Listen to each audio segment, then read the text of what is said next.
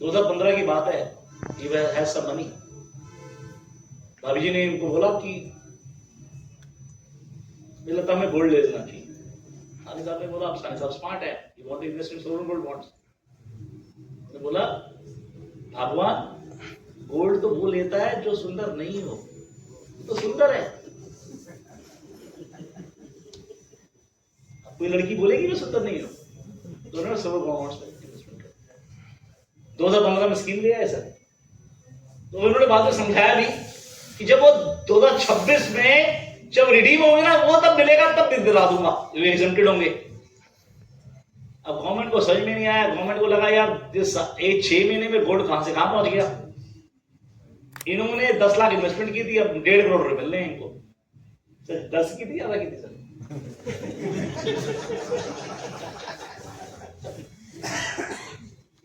अब गवर्नमेंट ये कह रही है कि भाई साहब 2026 के बाद अगर आपको एग्जम्पशन तभी मिलेगी सोवरेन गोल्ड बॉन्ड्स की अगर आपने ही सब्सक्राइब किया हुआ है और आप ही रिडीम करा दें।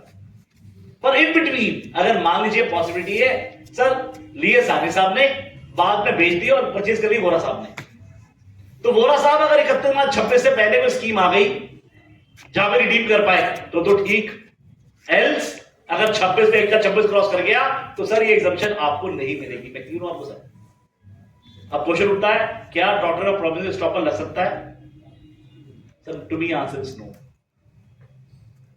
Why it is no? Because income जिस साल आएगी उस साल में एग्जम्पशन देखी जाती है। But where as doctor of providence stopper झगड़ा करेगा सर आपका in relation to compulsory cess जो जीएसटी में है, जो जीएसटी 2.0 में आया था, या फिर मैट क्रेडिट के अंदर। क्यों? जब मैट क्रेडिट आपने उससे पे करवाया था, आपने बोला था मैट क्रेडिट आपको मिलेगा 8 साल तक। अब आप क्या कह रहे हो कि अगर आप ओल्ड रिजाइम में रहे तो भाई 15 का 14 कर रहा हूं, और अगर नहीं में जा रहे हो तो 25% क्रेडिट 15 साल के लिए। तो ये क्या है? आप ऐसे कैसे मना कर सकते हो मेरे को? मेरा क्रेडिट है, मैंने उस टाइम पे पे किया था, उस टाइम पे आपने प्रॉमिस किया था। Understand it very properly.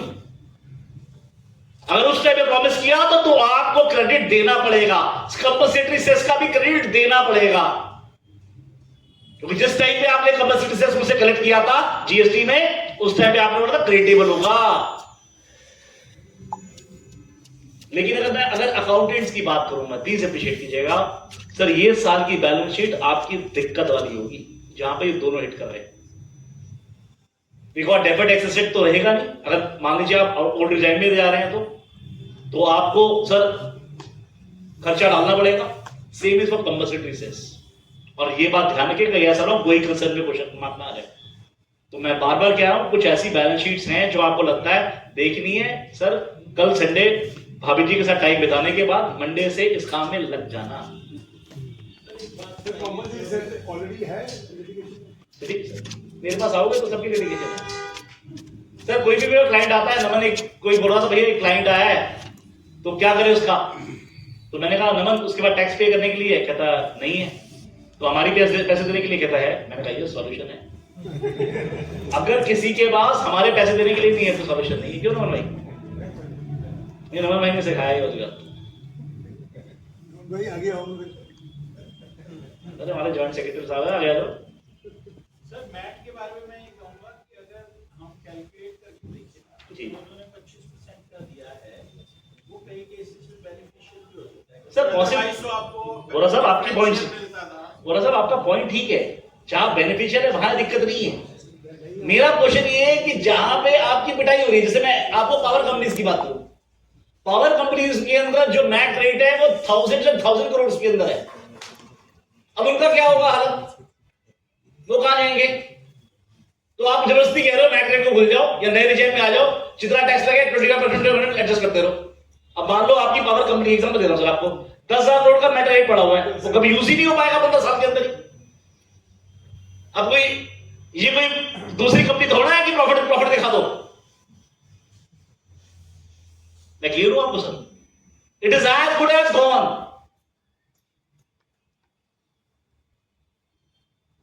ठीक है, चलिए अब एक 148 के अंदर जो अमेंडमेंट करी विच इज वेरी इंपॉर्टेंट, जो 100% वाली बात करी, फिर मैं एक पॉइंट बोल के 2 पॉइंट और बताऊंगा, फिर मैं I will come to concept of income. इसके अलावा कोई इशू रह जाए तो ये प्लीज बता दीजिएगा, मोस्टली सबने कवर कर लिया सारे सामने।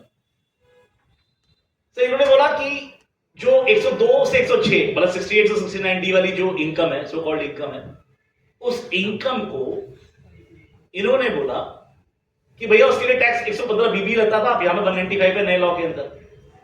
तो उन्होंने ये बात लिखी और शायद भैया ने फुटअप भी की थी। इन्होंने माना है कि भैया वो जो टैक्स है ना 30 जो 60% है वो सर प्रोपोर्शनेटली ठीक नहीं है। अब क्वेश्चन उठता है क्या इसको प्रोपोर्शनेटली ठीक नहीं है, इसका बेनिफिट कहां उठाओगे आप? जो आपके 17-18 के बाद जो भी एडिशन हुई है जहां पे 60% टैक्स लगा है, टेक दिस पर्टिकुलर प्ली, आप बोलोगे सर वो 30% जो 60% है ना उसे 30% कर दीजिए। मैं क्यों आपको sir take this proposition. Sir section 195 में अमेंड करते हुए 60 का 30 किया है और साथ के साथ बोला है कि वो जो टैक्स था ना 60% वो प्रोपोर्शनली ठीक नहीं था। तो गवर्नमेंट खुद मान रही है sir I am actually extracting the money from you. इसका मतलब ये तो पहले भी कर रहे थे आप। तो अगर 17-18 के बाद जितने भी केसेस होंगे जहां पे 60% टैक्स लगा होगा, आप ये आर्ग्यू कर सकते हो कि सर ये 60% टैक्स 30% होना चाहिए, गवर्नमेंट खुद मान रही है। पर हैविंग सेड दैट, अब इन्होंने क्या किया, नए लॉ में क्या किया और बहुत आप हम लोग की मदद करिए इन्होंने बोला पहले 83% मिलता था, 77.75 प्लस 6% मोटा 83%। अब इन्होंने बोला भाई साहब 60 को तो कर दो 30, तो प्लीज अप्रिशिएट करें वो मोटा मोटा 39 बनता है और पेनल्टी मिस रिपोर्टिंग का पार्ट बना दो, तो मतलब 39 प्लस 30 प्लस 30 99 हो गया सर। मतलब अगर किसी ने 100 रुपए की इनकम दिखाई है गलती से या दिखा दी या पकड़ ली इन्होंने, तो 99 रुपए टैक्स है, इंटरेस्ट मिला के 110 हो जाएगा। वो इससे बढ़िया कहेगा भाई मेरी इनकम ही नहीं है। फर्दर जैसे जब इम्यूनिटी मिलेगी आपको, प्लीज इम्यूनिटी मिलेगी, इम्यूनिटी आपको 100% में नहीं मिलेगी, 120% में मिलेगी। अब आप एक बार कैलकुलेशन करना कि 39 का जब 120% बनता है, जो टोटल कैलकुलेशन बनता है 30 के बाद 120 करोगे तो कितना बनता है?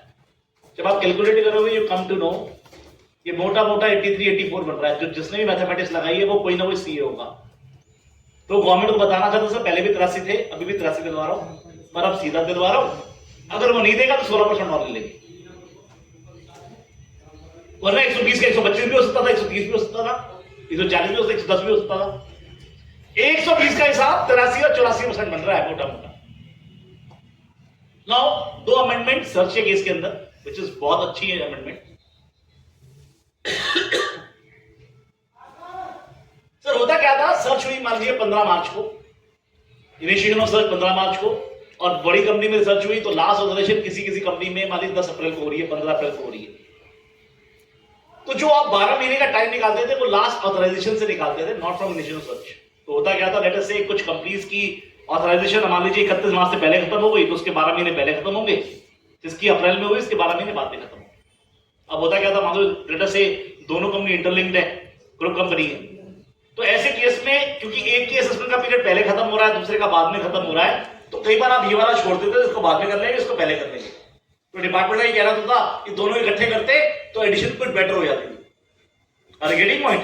अब क्योंकि एडिशन हमने टैक्स असेसमेंट बाद में कर रहे हैं तो इसका इंपैक्ट कम पड़ रहा है, तो उसको ठीक करने के लिए इन्होंने क्या किया, इन्होंने बोला भैया अब आज से हम जब असेसमेंट करेंगे सर्च के केसेस में वो करेंगे 18 महीने के अंदर, 12 महीने की जगह। दूसरी बात, we have to calculate from initiation of search, not from last authorisation.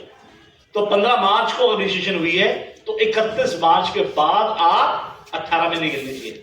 Authorisation चाहे अप्रैल में खत्म हो, मार्च में खत्म हो या मई में खत्म हो, मैं क्लियर आपको सर? तो यहां तक क्लियर है।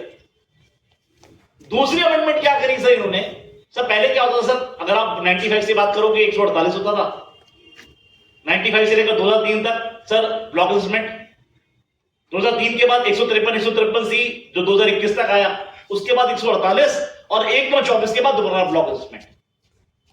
पर प्लीज अप्रिशिएट कीजिएगा, this is difference between 153 C and now block assessment is, let us से किसी की सर्च हुई 1/24 के बाद, तो जिसके यहां सर्च हुई उसको तो ब्लॉक पीरियड के लिए रिटर्न भरनी है, थर्ड पार्टी को भी भरनी पड़ती थी। अब प्लीज अप्रिशिएट कीजिए 153 में लिखा था इधर incremental should have a determination on the statement of income. वही साल खुलेगा। लेट अस से 6 साल का केस खुलना था, जिस साल का मटेरियल मिला उस साल का खुलेगा, बाकी का नहीं खुलेगा। तो सेम एनालॉजी इन्होंने यहां पे लगा दी है कि अगर थर्ड पार्टी सर्च हुई तो ऐसे केस में वही साल खुलेगा जिस साल का मटेरियल आपको मिला है। पूरे 6 साल प्लस महीने की उसको रिटर्न भरने की जरूरत नहीं है। ठीक है सर? कोई और issue? Then I will come to go to consider. कोई ऐसा बजट में कोई लगता है कोई इंपॉर्टेंट है? अच्छा, मैं एक चीज बता रहा हूं, वो बताना भूल गया, फिर मैं I will come to the subject. Important है। मैंने take you motor vehicle act मैंने बताया था आपको। प्लीज अंडरस्टैंड सर, कंसेप्ट समझना बहुत जरूरी है। लेट अस से सेक्शन 10(1) एग्रीकल्चर इनकम पे टैक्स ले सकता, लेकिन सेक्शन 10(1) नहीं होता। क्या जीएसटी में सप्लाई की डेफिनेशन सेक्शन 7 में और शेड्यूल 3 बोलता है ये स्कोप ऑफ टोटल सप्लाई पे नहीं आ पाएगा, ऐसे बोलता मेरे भाई। हाँ जी सर, 27 यही बोलता है। और उसमें लिखा होता है सेल ऑफ इमूवेबल प्रॉपर्टी, ये लिखा हुआ है। जब सेल ऑफ इमूवेबल प्रॉपर्टी लिखा हुआ है, मेरा क्वेश्चन ये है, अगर सेल ऑफ इमूवेबल प्रॉपर्टी नहीं लिखा होता या सेक्शन 10(1) में एग्रीकल्चर इनकम नहीं लिखा होता तो क्या सेंट्रल गवर्नमेंट टैक्स लगा सकती थी? The power for both is with state. Sir आपको याद होगा सर, पीछे इन्होंने कोशिश की थी स्टैंप ड्यूटी को सबस्यूम करने की, जो स्टेट ने एक्सेप्ट नहीं किया। The power to levy taxes on the land immovable property is only with state government. मैं क्यों आपको sir, same is for agriculture income. तो what I want to say सिर्फ लिखने से कुछ नहीं होता। कई बार आप लिखते इसलिए हो, it is for the doctrine abundant Kautilya, for a cautious manner में। इसका मतलब ये नहीं है अगर नहीं लिखा हो तो टैक्स लग जाता। क्यों आपको सर, अंडरस्टैंडिंग दैट वे। जब आप ये समझ में आएगा तो आपको कंसेप्ट समझ में आएगा। यहां तक